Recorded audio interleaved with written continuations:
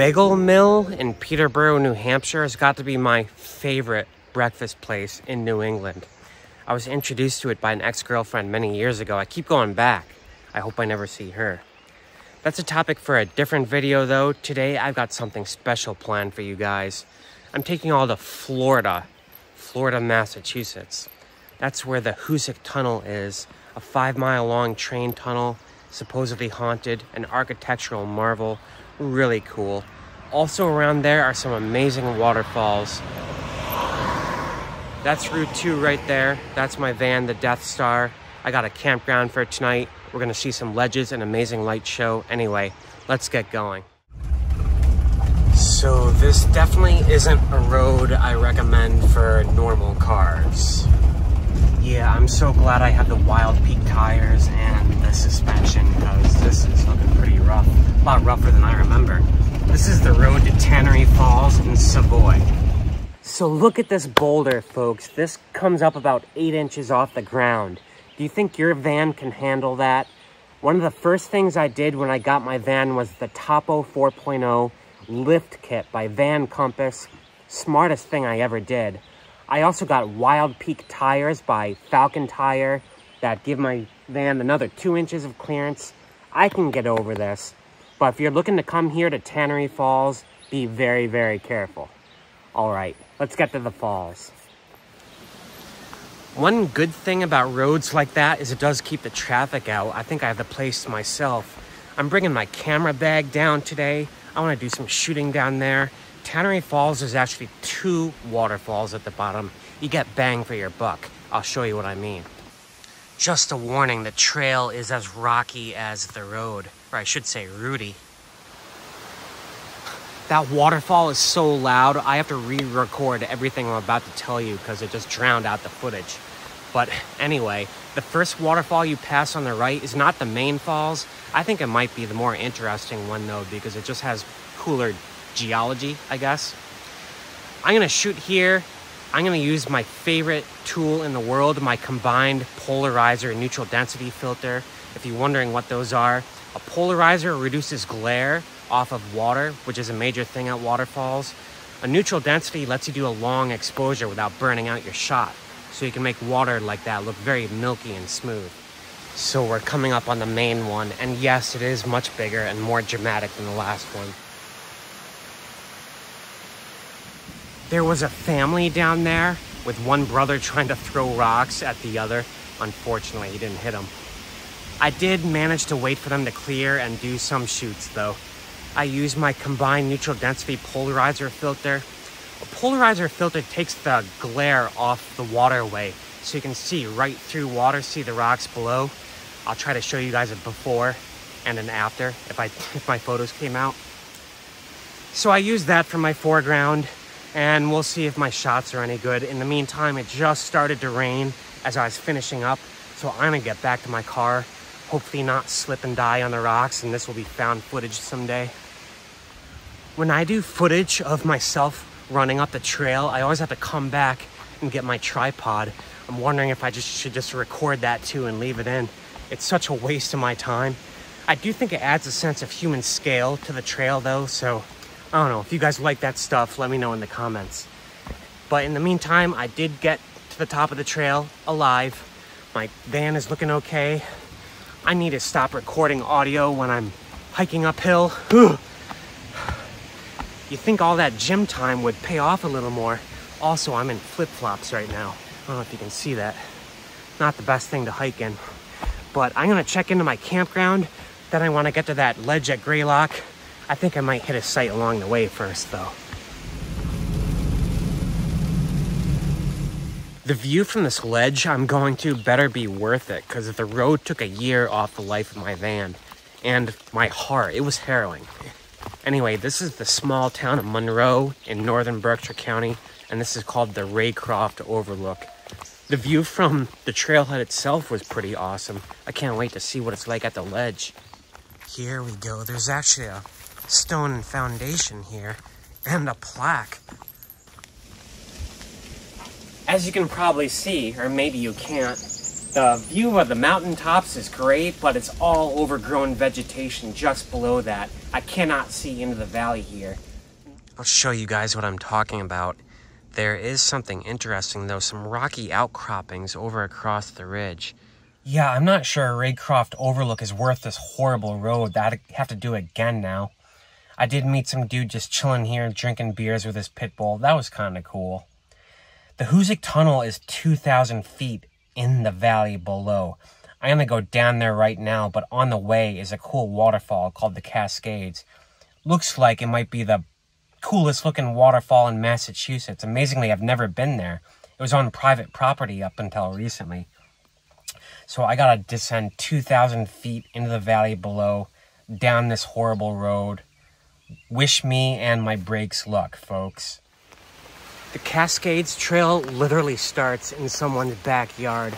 I've hiked a few of the 48 in New Hampshire that started on private property. It's always a little jarring. Neat though, you park at an elementary school, but this just takes you up this rather gradual rocky cascade towards which I guess there's an aptly named waterfall at the end. Evidence of some homeless encampments on the way up. I guess that's the camping equivalent of van down by the river. Tarp up in the waterfall. And speaking of waterfall, I'm coming up upon it right now. Sorry for the Dutch angle and the weird intimate thing going on here, folks. As if hiking and shooting in the rain wasn't hard enough, I forgot to bring my phone tripod. Yeah, I do this, I just F up. But anyway, if you can see that waterfall, it's hard to believe this was on private property until fairly recently. I am definitely gonna get some shots here. Thankfully, I did bring an umbrella to cover up my camera. Let's see what I can do.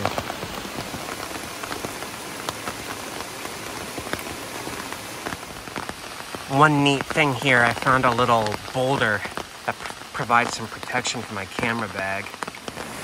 The rain finally just stopped, just after I got my tripod out. I have the whole waterfall to myself.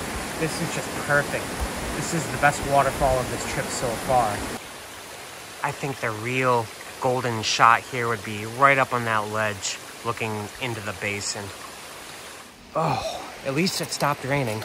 I felt like I really struggled with that composition back there. My tripod, it only goes about 2 feet high, which is not high enough for the foreground I wanted. I worked with what I could with some boulders and sticks and stuff, but that's enough shooting for today. I want to get to the main event, which is the Hoosac Tunnel. One portal of it is here in town and the other is in Florida. So let's get back to the van and get there. This is the western terminus of the Hoosac Tunnel. This is in North Adams. From here, it just takes a beeline, a straight 5 mile, actually it's 4 3/4 mile shot to Florida, where we were before. The terminus in the Florida side, the east portal, is much more pretty in my opinion. Also has public parking access. It also has a few more waterfalls there, but that has a nice granite facade. This has this funky corrugated steel that looks really junky. I'm not sure why. Anyway, I'll take you guys back to Florida. That right there is the east portal of the Hoosac Tunnel, completed in 1877. It took 24 years to build this thing. A lot of people died on the way too. Later, I'll take you to a little monument on the central shaft for some people who died in 1867 in a fire in there. This thing runs 5 miles, penetrating through the Appalachian Mountains. It was an architectural marvel in its day. It connected New England to the Hudson River Valley, something that never existed before. And this was a major project. It's still in use. You can occasionally take a passenger train through it. I did that one time. It was creepy as hell. It's so dark in there. I'm gonna take a peek inside, but there's no way I'm gonna walk inside. When a train comes through there, it creates a convection and it can suck you right into the tunnel. And there's almost no clearance on any side of it. Actually, when they constructed it, later on, they kept building additions, scraping away underneath so bigger and bigger trains could fit through. There's barely any room for a train to fit through as it is. If we're lucky, maybe we'll get a train to come through and I'll get a nice shot. But I also want to go visit a waterfall, a very pretty one that's right upstream, this little brook here.